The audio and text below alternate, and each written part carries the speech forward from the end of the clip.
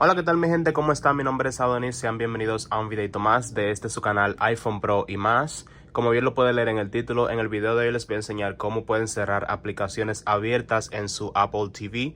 Es bastante fácil, se hace de la misma manera que se hace en iOS o en iPadOS, deslizando hacia arriba. En este caso, si tienen este control que tiene botones así capacitivos, en este momento lo tengo apagado, pero este control déjenme y se lo activo para que puedan ver a lo que me refiero.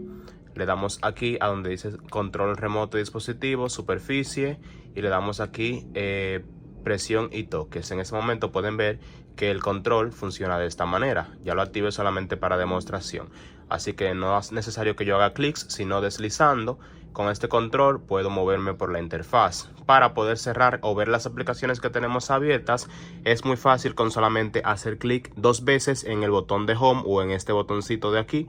Le hacemos dos veces y se va a abrir esta interfaz con las aplicaciones más recientes, como pueden ver, tal y como en un iPhone o como en un iPad. Y para cerrarla es de la misma manera que pensaba, solamente deslizando hacia arriba así, y pues se va la aplicación. Si no tienen esa función de esto así que funcione de esta manera, simplemente le damos doble clic a subir y pues simplemente se va a cerrar igual. Les voy a mostrar, miren.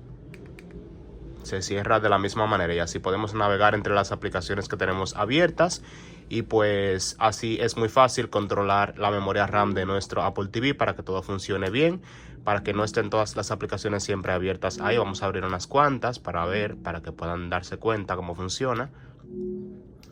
Y pues simplemente doble clic y aquí podemos ver las aplicaciones que tenemos abiertas y podemos irlas cerrando conforme ya no la vayamos a necesitar, y así podemos ir cambiando entre una la otra o simplemente cerrarlas cuando ya no la vayamos a necesitar, deslizando así hacia arriba.